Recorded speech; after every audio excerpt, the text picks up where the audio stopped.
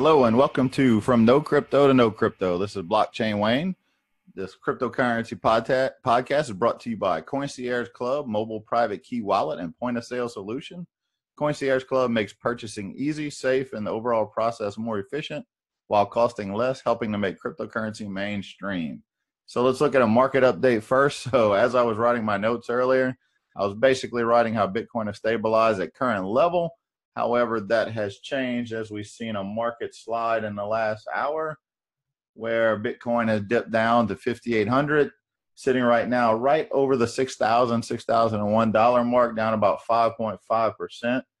Ethereum, one of the bigger losers today, down 17%, hitting its 9-month low. But many altcoins have followed, and that's pretty much it for the market today. Looks like the bears are still in control. So all we can do at this point is crack open a beer and look at the news updates. All right. So as I mentioned before, this podcast is dedicated to showing you the news updates that really are going to make an impact in cryptocurrency long term.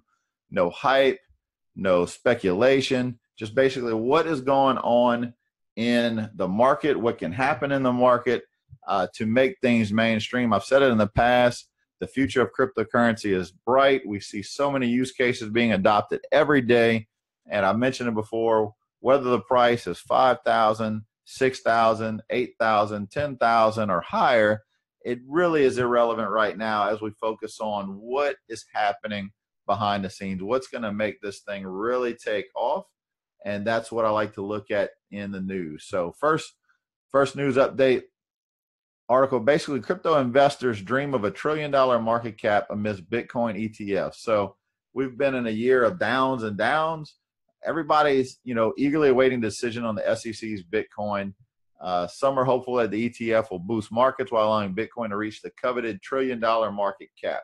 There is a blueprint for $1 trillion market cap, but its basis doesn't lie in historic events. It lies in future implications. So as mentioned, back when the Winklevoss ETF was denied, and we're currently waiting on the Van Eck ETF, whether or not it's going to be approved or not, SEC Commissioner Hester Pierce stated that there is no reason for us not to allow this product to go ahead.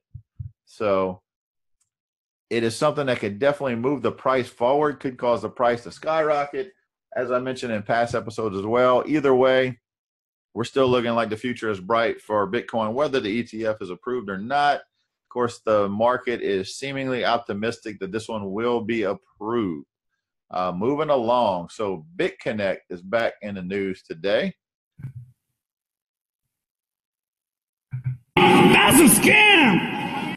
BitConnect's token is set to be delisted from the last cryptocurrency exchange that it's still been trading on, meaning it's about to become a dead coin over a lack of liquidity. Surprisingly, the token still has a market cap right at 6.6 million. It's being traded on Trade Satoshi. It's a very obscure cryptocurrency exchange with daily trading volume around $1.16 million. Now, that's the overall trading volume for the exchange. That is extremely low when it comes to cryptocurrency exchanges. So over 78% of that volume is focused on an ATC-BTC pair. They announced this via Twitter, adding that the delisting will take place on September 10th. BitConnect, if you're not familiar with that project, do some research. It's one of the biggest scams to hit cryptocurrency over the last year. A lot of people were involved. A lot of money was lost. It really just shows you to not buy into the hype of many projects and really dig deep into the fundamental basics of what is going on, whether it is a platform, whether it is a cryptocurrency, whatever you're looking into, whatever you're looking at put money behind, make sure you do some research. There was a lot of red flags with this one. Many people chose to ignore because people were getting paid. And remember, a scam will continue to pay people until it decides to cut and run, and then everybody's left holding the bag. Some people got their money back. A lot more people got hurt. So moving up, next in the news, so Intuit has been granted a patent that describes a method whereby Bitcoin payments can be processed using text messages. So the patent was filed to the U.S. Patent Office on June 13, 2014, and it was just recently granted. So the application explained a system to allow users to complete their payments using their mobile phones. It would include a peer-to-peer virtual currency network, which would store the funds of both users. The method includes receiving by a payment service from a payer mobile device of a payer, a payment text message comprising a payment amount and an identifier of a payee mobile device. So if you think about it, that's huge. So Intuit is very well known for their tax software, other accounting software, other audit software. This is a huge deal that a company like Intuit is focusing on Bitcoin payments and blockchain patents. So earlier this year, it was published a list of the top 10 companies that have filed a majority of the Bitcoin patents. Bank of America secured first place with 45 patents filed within 5 years. Alibaba and IBM were fourth and fifth in the list with 36 and 34 patents filed by each company. MasterCard filed 21 patents, dropping at eighth position. And considering the number of patents MasterCard has won this year, it won't be a surprise if it secures a position in the top 5 companies in 2019. So what does that mean for cryptocurrency? A lot of things happening behind the scenes, a lot of things happening to take this mainstream. Don't let today's price action sway you from what's really going on. So cryptocurrency exchange Coinbase has announced updates to its index fund today in their blog, basically saying that the U.S. platform stated it will reduce its index fund's annual management fee for all new and existing investors from 2% to 1%, explaining in their tweet, this is their words, quote, "We're reducing our fee in order to attract investors who are familiar with lower fee index funds in other asset classes. This will help introduce a new category of institutional investors into the cryptocurrency space," end quote.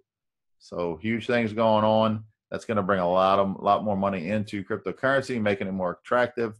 Pair that up with the current dip, and we could be seeing a massive buying action taking place sometime soon. So in other news, Turkey is introducing capital controls to stem the impact of its currency crisis. Basically, the Turkish lira has been crashing, means that traders can expect higher Bitcoin prices on local exchanges. A well-known online commentator has suggested. If you think about it, if the value of their government-issued currency is crashing in relation to Bitcoin, Bitcoin's value is going up, and it's going to take more of their currency to buy Bitcoin.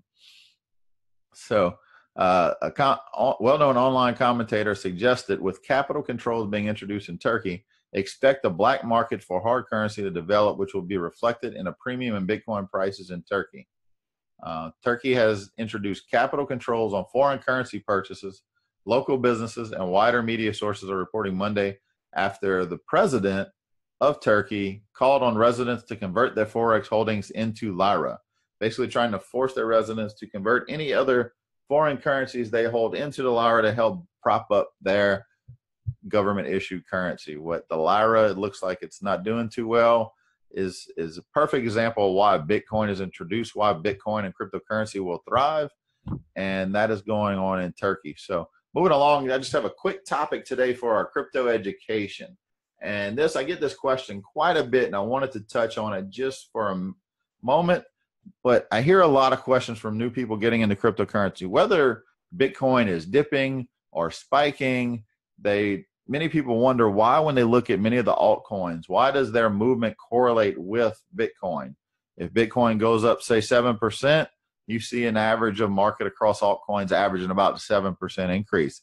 If you see Bitcoin take a dip, say 5%, then you see the altcoins follow suit and dip in the average around 5%, give or take a little bit. And the reason for this is most, if not all, cryptocurrencies all have trading pairs to Bitcoin, which basically means many of them are traded in relation to their value to Bitcoin.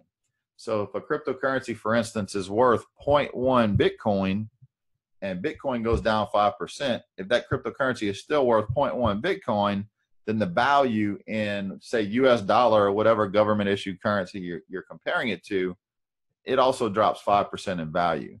Now, that being said, say Bitcoin goes up 5%, and that cryptocurrency that was worth 0.1 Bitcoin only goes up 3%, then it has actually lost value in relation to Bitcoin as well. Even though it went up in value, it didn't rise as much as Bitcoin, so it's actually lost its value to Bitcoin. Many people that are doing day trading and trading pairs, all the focus as you trade all these altcoins is to increase their value in Bitcoin and BTC. But that is why you see some correlation. Whenever there is not a correlation and there's a gap in the performance, and that typically means that altcoin has either gained its value in relation to Bitcoin or lost its value in relation to Bitcoin, along with whatever movement Bitcoin is making in its US dollar value that day, whenever you're seeing that. So that is something, I know it's kind of hard to wrap your head around. I was explaining this to somebody at lunch today, and you really have to think about it. When you look at the markets, you'll start to see that's exactly what's happening. You'll see when you change what you're looking at. If you're looking at values in relation to the US dollar, for instance, and you change that to every altcoin's value in relation to Bitcoin, you'll see the true movement in value of that. And that's what you really want to look at. So that is it for our Crypto Education Corner today.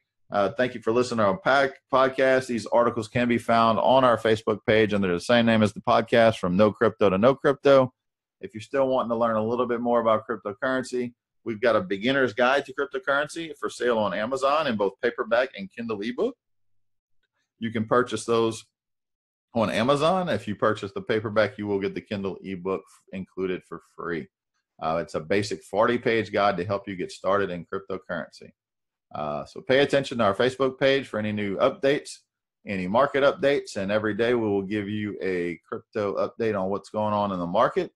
That is it for today. Thank you, everybody, for listening. We'll see you on the next episode.